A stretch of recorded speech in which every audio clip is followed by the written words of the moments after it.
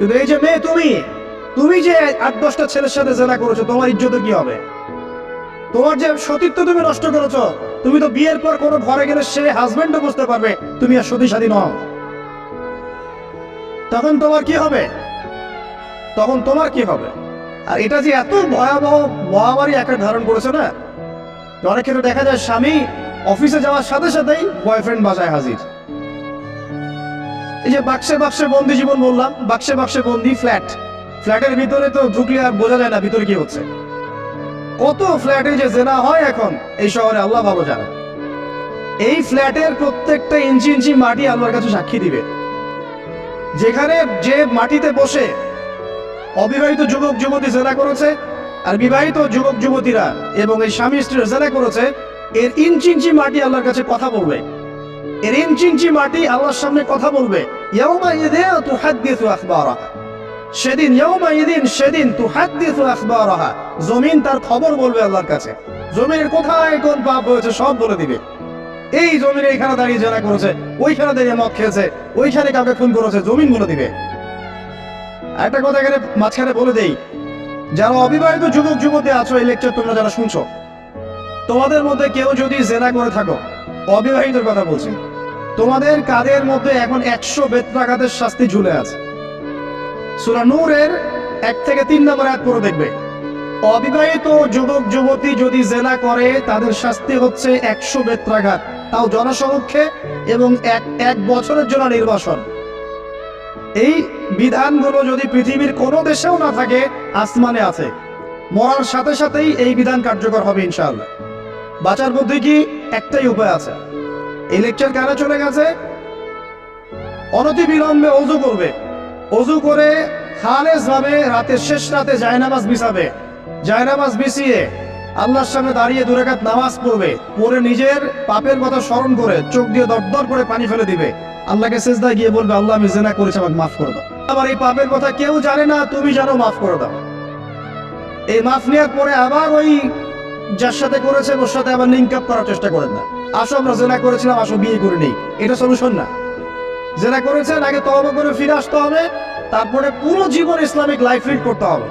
আল্লাহ যদি দেখেন যে হ্যাঁ আপনি ঠিকঠাক তওবা করে আল্লাহর কথা চলছেন, আল্লাহ তখন আপনাকে নেককার স্ত্রী দিবে ইনশাআল্লাহ। এই একমাত্র রাস্তা যুবকদের জন্য এবং যুবতীদের জন্যও।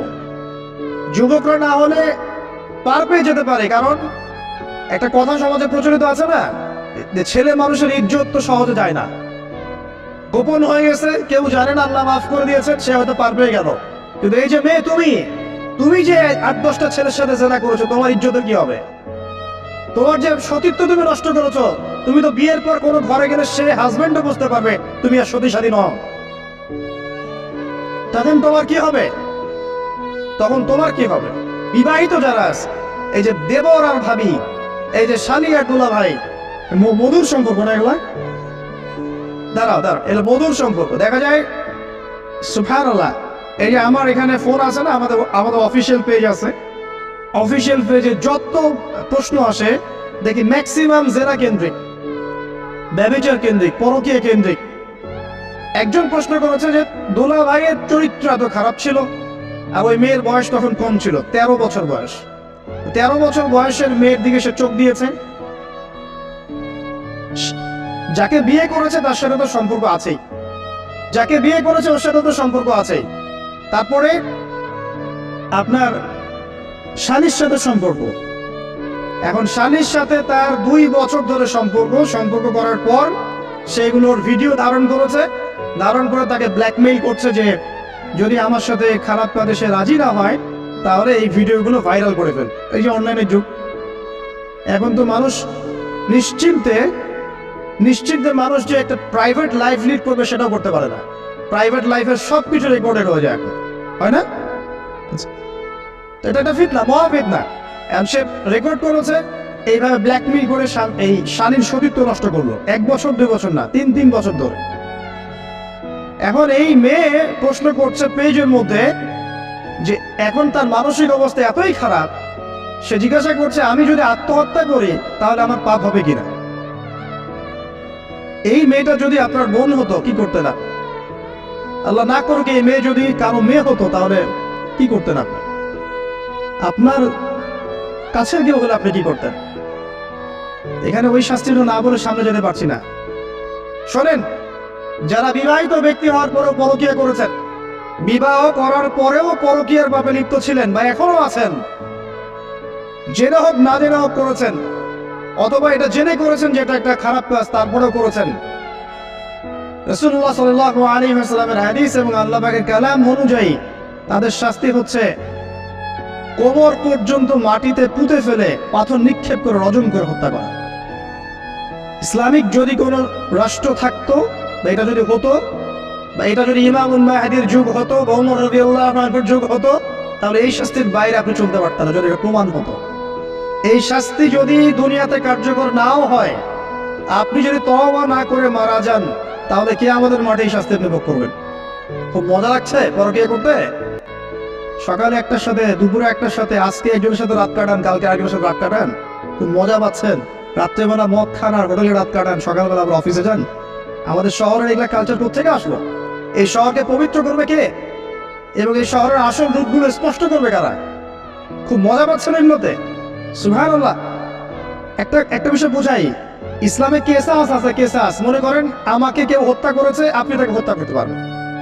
মনে করেন আপনি কাউকে হত্যা করেছেন, ঠিক আমাদের লজের মধ্যে কেউ যদি কাউকে হত্যা করে তাকে ফাঁসি দেওয়া হয় না, এরকমই কেউ যদি কাউকে হত্যা করে, ইসলামের বিধান কেসাস করা, মানে হাতের বদলে হাত, চোখের বদলে চোখ, কানের বদলে কান, নাকের বদলে নাক, জানের বদলে জান, যদি প্রমাণ হয়। কিন্তু এখানেও হত্যাকারীর বাঁচার সুযোগ আছে। কিরকম? মনে করেন আপনি আমার পরিবারের কাউকে হত্যা করেছেন, আল্লাহ না করুক, এখন আপনি এসে আমাকে ক্ষমা চাচ্ছেন যে আমার ভুল হয়ে গেছে, আমি মুক্তিপণ রক্তপণ দিব, আমাকে মাফ করে দেন। এখন আমাদের পরিবারে কি আপনাকে বলো ঠিক আছে আপনাকে মাফ করে দিলাম, আপনার কেসাস করার দরকার নেই, আপনি রক্তপণ দিয়ে দেন, তাহলে আপনি বেঁচে থাকার সুযোগ পেলেন। কথা বুঝতে পারছেন? একটা হচ্ছে মুরতাদ। মনে করেন কেউ ইসলামের কিছু বিষয়কে অস্বীকার করেছে, তাকে জেলখানায় বন্দি করে রাখা হবে, সুযোগ দেওয়া হবে যে আপনি কি এগুলো জেনে শুনে করেছেন নাকি এর উপর অটল থাকবেন না ফিরে আসবেন। সে যদি বলে না আমি তওবা করলাম, আমি এগুলো থেকে ফিরে আসলাম, ও বেঁচে থাকার অধিকার পেয়ে গেল। কিন্তু বিবাহিত ব্যক্তি যারা ব্যভিচার করেছে, বিবাহিত ছেলে বা মেয়ে ব্যভিচার করেছে, তওবা করে যদি ফিরেও আসে, রজমের শাস্তি থেকে বাঁচার কোনো সুযোগ নেই। আল্লাহর কাছে ক্ষমা চান, ইস্তেগফার করেন। জেনার ফলশ্রুতিতে সমাজে মহামারী নেমে আসে। জেনা, পরকীয়া, অশ্লীলতার কারণে সমাজে এমন সব রোগ ব্যাধির উদ্ভব হয় যেগুলো কখনো ছিল না। এই শহরটা জেনার শহর, আমাদের এই ঢাকা শহর জেনার শহর। আপনাকে এটা বোঝার জন্য আমার লেকচার না শুনে আপনি পেপার পত্রিকা ঘাটেন, অনলাইন সার্চ করেন, দেখবেন এই শহরে আনাচে কানাচে জেনা হয় এবং ওপেন জেনা হয়, মানুষ জেনাকে হালাল মনে করে। এই শহরের যুবক যুবতী যারা একে অপরের সাথে বয়ফ্রেন্ড গার্লফ্রেন্ড কালচারে লিপ্ত আছে, এটাকে তারা হালাল মনে করে, কেউ হারাম মনে করে না। কত বড় সাহস দেখায়। আর রাস্তা দিয়ে আমরা হেঁটে গেলাম, বয়ফ্রেন্ড গার্লফ্রেন্ড এসে আমাদেরকে সালাম দেয়, বুঝুন আমাদের জন্য একটু দোয়া করেন। তো প্রত্যেকটা পার্কে পার্কে যাবেন, এই যে আপনাদের রেস্টুরেন্ট গুলোতে যাবেন, দর্শনীয় যে স্পট গুলো সেখানে যাবেন, বেধার সে জেনা হচ্ছে, জেনা আর জেনা। আমি এই যুগের কথাই বলছি। নবী সাল্লাল্লাহু আলাইহি ওয়াসাল্লাম বলছেন, আমাদের নবী বলছেন, আমার উম্মতের একটা অংশ, সবাই না, আমার উম্মতের একটা অংশ অবশ্যই জেনাকে হালাল করে নেবে, অবশ্যই মদকে হালাল করে নেবে, মদ পান করবে কিন্তু মদের নাম অন্য দিবে, এবং তারা গান বাজনা বাদ্যযন্ত্র নর্তকীদেরকে হালাল মনে করে নিবে। নবী সাল্লাল্লাহু আলাইহি ওয়াসাল্লাম বলেছেন, যখন সমাজে এরকম পাপ বাড়ে, তখন সমাজে এমন সব রোগ ব্যাধি আসে যা আগে কখনো ছিল না। এবং এদের ব্যাপারে নবীজি বলেছেন, একদিন সকালবেলা আল্লাহ পাক এদেরকে বানর এবং শুয়োর বানিয়ে দিবেন। কিয়ামতের আগে এই ঘটনাও ঘটবে, বিকৃত হবে, ভূমিধস, ভূমিকম্প, ভূমিধস এবং আকৃতির বিকৃতি, এগুলো আযাব আসবে আল্লাহর কাছে, আল্লাহর পক্ষ থেকে, এই জেনা, এই ব্যভিচার, এই পরকীয়া, নোংরামি, অশ্লীলতার কারণে। ঘরে ঘরে এগুলা বয়ফ্রেন্ড গার্লফ্রেন্ড কালচার, কেউ মনে করে না যে এগুলো হারাম, কেউ মনে করে না যে আমার এই যে সহপাঠী আমার গায়ের মাহরাম, এই গায়ের মাহরাম শব্দটাই নাই। কাজিন, চাচাতো বোন, মামাতো বোন, খালাতো বোন, এই যে কাজিন, এরা জেনা করছে। কি দেখা বাকি রেখেছে এই যুগে আমরা দেখছি যে নিজের মেয়ের সাথে পিতার শারীরিক সম্পর্ক। পেপার পত্রিকা পড়েন, একটু অনলাইন ঘাটেন, দেখেন কোন যুগে আছেন আপনি। সমাজের ন্যায় অন্যায় হক বাতিলের মানদণ্ডই উল্টে যাবে। মানুষ ন্যায়কে অন্যায় মনে করবে, অন্যায়গুলোকে ন্যায় মনে করে নিবে। কোনো মানদণ্ড নাই, কোনো মানদণ্ড নেই। আমাদের শহরের অবস্থা, শান্তিতে কিভাবে ঘুমাবেন আপনি? নিশ্চিন্তে থাকবেন কিভাবে? কখন যে আল্লাহর গজব চলে আসে। কোরআনে একটা আয়াত আছে, যখন আল্লাহ পাকের গজব আসবে তখন শুধু জালেমদের উপর খাস করে আসবে না। আলেমদেরকে জিজ্ঞাসা করেন, আলেম ওলামাদেরকে জিজ্ঞাসা করেন, যখন আল্লাহর গজব আসবে জালেমদের উপরে শুধু খাস ভাবে আসবে না, সবার উপরে আসবে। আমি খুব ভালো মানুষ, ওয়াজ করছি, নসিহত করছি, পার পেয়ে যাবে এমন ভাবার সুযোগই নাই। আপনাকে আপনার সাধ্য মতো অন্যায়ের প্রতিবাদ করার চেষ্টা করতে হবে। লাতা'মুরুন্না বিল মা'রুফ, নবীজি বলছেন অবশ্যই তোমরা সৎ কাজের আদেশ করো। ওয়ালা তানহাউন্না আনিল মুনকার, অবশ্যই অসৎ কাজে নিষেধ করো। আও লা ইউশিকান্না আল্লাহু আন ইয়াবআথা আলাইকুম ইকাবাম মিন, অন্যথায় আমি আশঙ্কা করি তোমাদের উপর আল্লাহর পক্ষ থেকে বিশাল গজব আসবে। সুম্মা তাদউনাহু, এরপর তোমরা সবাই আল্লাহর কাছে দোয়া করবে, আল্লাহ গজব সরিয়ে দাও, সরিয়ে দাও। লা ইউস্তাজাবু দুআকুম, তোমাদের দোয়া কবুল করা হবে না। নবী সাল্লাল্লাহু আলাইহি ওয়াসাল্লাম বলেছেন, মান রাআ মিনকুম মুনকারান, তোমাদের মধ্যে যে কেউ whoever he is, যে কেউ যদি কোনো মুনকার, নোংরা গর্হিত কোনো কাজ দেখে, তাহলে যেন ফাল ইউগাইয়ির বিয়াদিহি, তার সামর্থ্য থাকলে হাত দিয়ে যেন ঠেকায়। সামর্থ্য থাকলে হাত দিয়ে যেন ঠেকায়। যাদেরকে আল্লাহ পাক হাত দিয়ে ঠেকানোর ক্ষমতা দিয়েছেন তাদেরকে আল্লাহ জিজ্ঞাসাবাদ করবেন, কেন ঠেকালে না তুমি? জেনার লাইসেন্স দিলে কেন? মদের লাইসেন্স দিচ্ছে কেন? ঠেকালে না কেন তুমি? অন্যায় কাজকে ঠেকালে না কেন? যদি তুমি না পারো, যদি সে না পারে, তাহলে তাহলে যেন মুখ দিয়ে সেটা প্রতিবাদ করে। এই যে মুখ দিয়ে প্রতিবাদ করার ক্ষমতা আলেম ওলামার আছে, যাদের হাতের ক্ষমতা নেই, মুখের ক্ষমতা আছে। সেটাও যদি না পারো, সেটাতেও যদি সে সক্ষম না হয়, তাহলে যেন অন্তর দিয়ে ঘৃণাটা পর্যন্ত করে। এটা হচ্ছে ইমানের সবচেয়ে নিকৃষ্ট একটা অবস্থা, সর্বনিম্ন অবস্থা। এর নিচে ইমানের কোনো অবস্থাই নাই। তার মানে অন্যায় দেখে আমাদের যাদের মনে কোনো ফিলিংসই কাজ করছে না, তার মানে আমাদের ইমান নাই। আসলে সহজ কথা, ইমানের সেই তেজ নাই আমাদের মধ্যে। আসুন, একটা ব্যাখ্যা এটাও হতে পারে সমাজে ন্যায় অন্যায় হক বাতিলের মানদণ্ড উল্টে যাবে। একটা জায়গায় যাচ্ছি, তার আগে একটা কথা বলতে ভুলে গেছিলাম। এখন